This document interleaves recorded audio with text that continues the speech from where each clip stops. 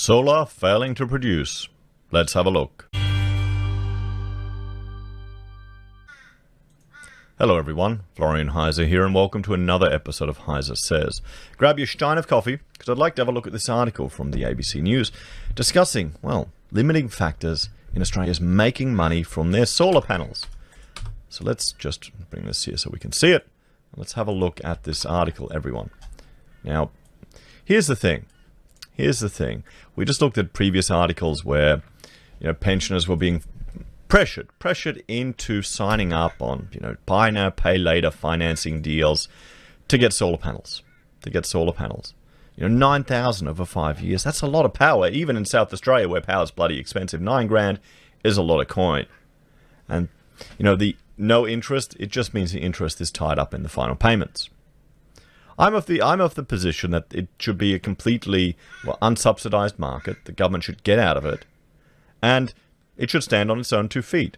I've looked at it in previous videos. Just over here, we can see in just Victoria how they intervened in the market and have essentially put a hard cap on the number of panels that can get installed because, well, the incentives are so generous that it would be crazy for people to not jump in or not wait a month before jumping in, because essentially they're getting half-price panels.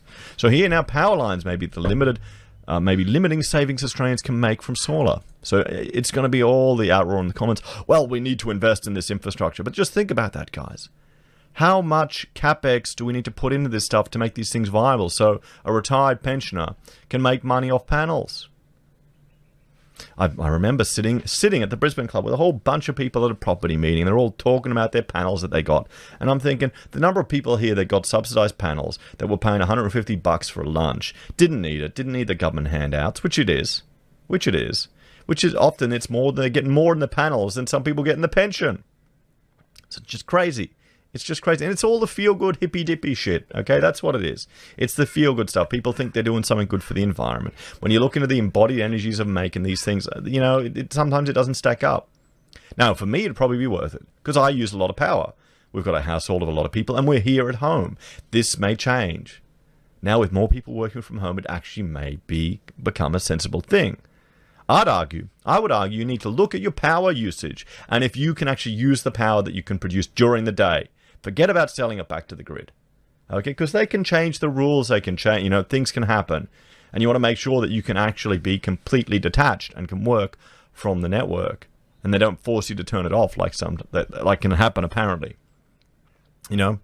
I'd look at secondhand. Let me know your experiences, everyone. Let me know your experiences. So let's have a look at this. So when engineer Rolf Whitwer retired in 2012, his dream project was designing an energy-efficient home near the town of Port Burton in Brighton in South Australia. So South Australia, their power is crazy. Let's just bring up a website here, which I'll show you, which I refer to quite often when I'm dealing with these type of things. This is the where is it? The energy market. And we can jump over here and we can just see all the different types of the Australian energy market, what is producing power. And you can see here, the crosses are all wind. The stars are all solar, and you can see their production, their utilization rates. And some people will say, the solar's not utilizing, but you need to look at how much these ones, particularly in the city when they kick on, that's peak load gas plants to make up for insufficient power production. The coal ones are always sitting really high. They're always burning over 100% sometimes. There you go, 105, 116. The wind is just so variable, and solar doesn't produce all the time when you need it. So just have a look at this website, and you can see here the chart of what's produced when. Today's energy production by source. Why didn't rooftop solar kick in the afternoon? What happened there? That doesn't make sense. Anyway, it's worth having a look at, guys. Worth having a look at. But you need to keep that in mind when you're discussing these type of things. So, rooftop solar was a big part of his plan because he wanted to save money on his energy bills by feeding energy back into the grid. But things didn't go as planned. I was looking to see my return on investment flowing in, and I was horrified to see that the solar system was constantly shutting down and restarting up to 13 times a day. He suspected the voltage on the power lines near his house was running too high, so when his rooftop system fed in spare electricity, it was enough to drive the voltage on nearby power lines over the permitted limit. See, this is the thing. Too many people are generating the power that isn't actually needed. This meant his solar system shut down automatically. So why has he got a system? Well, he wanted to make money off it. He wanted to be, generate money from sticking these things on his house, and it fell through. Mr. Whitware's network provider, South Australia Power Networks, told the ABC it checked the voltage near his house in August 2017 after the solar system was first installed and is operating within the allowable range between 216 and 253 volts. He got his system rewired and last year added extra panels and an expensive battery, but his solar system still can only export a fraction of the energy it produces. He's still convinced the voltage of his local network is running too high. Well, is that a smart investment then? Is that a smart investment? If you don't use, this is the thing, when they calculate your savings, it's to do with how much power you use. If you don't use the power, it's a smart investment. But you can sell it back, Florian. Yes, sometimes you can't. They change the rules. They've limited how much people can sell back. I think it should be targeted at businesses. If businesses were producing the power, it should be on shopping centers, it should be on factories and offices, not residential houses. It's just a vote winner. It's just designed to win votes. It's a subsidized vote winner. It's more, it's welfare for people that don't need it. That's what it is. UNSW research finds high voltage widespread. Mr. Whitware is one of more than 2 million Australian households with a rooftop solar system. As take-up of this renewable energy has grown, this is the thing. It is. I know how they say it's renewable. Technically, it's not. The sun will burn out eventually, but in a time scale that, some people can't even contemplate. But the panels aren't renewable. They will fade, and you need to chuck them out. And then we're going to have a whole lot of health issues coming out of that, guys. You don't want to get near them when they grind them up. It's been blamed for destabilizing the grid in part because it can potentially increase voltage on nearby electricity lines. But a University of New South Wales study has shown voltages already close to and sometimes over the upper limit of what's allowed, and rooftop solar has little impact.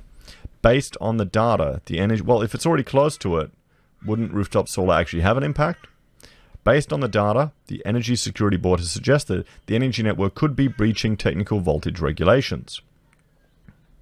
Voltage is the force that moves electrical current through power lines to homes. It is controlled through a series of transformers, which reduce the voltage of the electricity running through power lines from the high voltage transmission network to the lower voltage distribution network near people's homes. If voltage is too low, the power will be poor quality and may even cut out. If it's too high, energy will be wasted, power bills may increase, and some appliances may burn out faster. So he's invested in a Tesla battery. I mean, here's the thing. I've been watching YouTubers that have been doing it themselves. Can you even do that in Australia? They probably don't even let you do that here. I've got old books where you could actually wire up your house yourself back in the day, here in Australia, before we had the nanny state imposing rules. For its study, UNSW crunched the data of more than 12,000 solar households, analysing the voltage of the electricity reaching the homes before any extra solar panel could affect the readings. Even though the normal voltage on the grid is 230 volts, researchers found 95% of readings were higher than that level. Yeah, that happens. That happens. It's not the end of the world. When voltage levels are near or even above 253, there's already no room for households wanting to feed even the smallest amount of solar energy back into the grid. So what's going on? The Energy Security Board, which commissioned the UNSW study, says the findings pointed to a material level of technical non-compliance by the network, such as a backlog of compliance issues that needed work. The peak body for the poles and wire company, Energy Networks Australia, said in most Australian states, network companies themselves had very limited information about the voltages near people's homes. We need more information. This is the challenge. Knowing what's going on in the grid, Andrew Dalton, Chief Executive, ENA, said. But Mr. Dillon promised the networks were looking for cost-effective solutions to high voltage that would not drive up power bills. Well, how about we just, stop subsidizing people installing these things, and who cares if they can't sell the solar back to the grid? Should we actually care? Frankly, I don't. I would rather have cheaper power. I would rather have cheaper power. See, this is the thing. They're creating a problem, and they're saying, we need to fix it. We need to fix it. These poor pensioners, that have gotten all these subsidized handouts in panels, can't sell their power back to the grid. Who cares? I don't. Do you care? There are simple measures we can take to start to remedy this, and they were all underway pretty much everywhere, he said. Advocates of renewable energy said more investigation, especially into background voltage levels set by networks, was needed. This report is really important because it encourages us to actually have a look at all the factors that are leading to high voltage in the grid and not just point the finger at rooftop solar, said Ellen Roberts, the National Director of Solar Citizens. She said she feared solar, which was often blamed for grid instability, had become an easy scapegoat. Rooftop solar has really driven down power prices and been a source of clean renewable energy for all, which has meant that it's dented the profits of some of the big coal and gas generators, she said. Has it really? Doesn't look like it. It doesn't look like it. Let's have a look here. No, it doesn't look like it. Hasn't generated that much. I mean, that's the claim. It's generated profits for the people providing the interest-free finance for solar panels. I think sometimes what this has led to is rooftop solar kind of copying the blame for issues that may have a range of causes. For the past 8 years, electrician Peter Sutton has run his own solar business in the Queensland city of Toowoomba in the Darling Downs. He said voltage issues existed in the network long before solar grew popular. It's easy just to blame what wasn't there before, but the fact is the problem has always been there, and now people are just finding out about it. I will say I think the network has a very difficult job, a very large job, in trying to balance voltages across Queensland. I will give them that. Yeah. But at the same time, I'm not really sure if they're doing very much about it. They're not letting anyone know much, probably because, well, it's people like him who are actually identifying these issues. Is he reporting it back? Such and such house has a higher voltage, or this street has higher voltage. So voltage is difficult to monitor, regulators say. Well, there you go. The ABC approached regulators in Queensland, New South Wales, ACT Victoria, South Australia and Tasmania, with states and territories which made up the national electricity market, and asked how non-compliance on the low-voltage distribution network was dealt with. None could provide the ABC with an example of when or if such action had been taken. Potential fines for voltage non-compliance could add up to millions of dollars. In a written statement, a spokesman for South Australia's Department of Energy and Mining said compliance was difficult to monitor due to limited visibility. Voltage complaints are investigated, and if necessary, data loggers will be installed to assess the issues. If required, the network operator would then take action to balance the load on the network. Distributors, including SA Power Networks, are working on implementing solutions to address the issues. So there you have it, everyone. There you have it. What do you think? Do you think there's going to be more calls for, smart meters in people's homes to provide this data back to the grid so it can manage all these savings that we won't materialize? Or should people just focus on producing energy that they will use and not trying to make money from a government-subsidized scheme? What do you think, everyone? What do you think? Let me know your thoughts and opinions in the comments below. Please like, share, and subscribe to the channel. If you're a fan and want to support the content I create here, there are a few ways you can. You can join the channel on YouTube or Patreon, use our affiliate links at Amazon, eBay, Independent Reserve, or Kucoin, buy a merch from HeiseSays, use Gold Pass from the Perth Mint, or support us via PayPal. Take care, have a great day, and I will see you all in the next episode.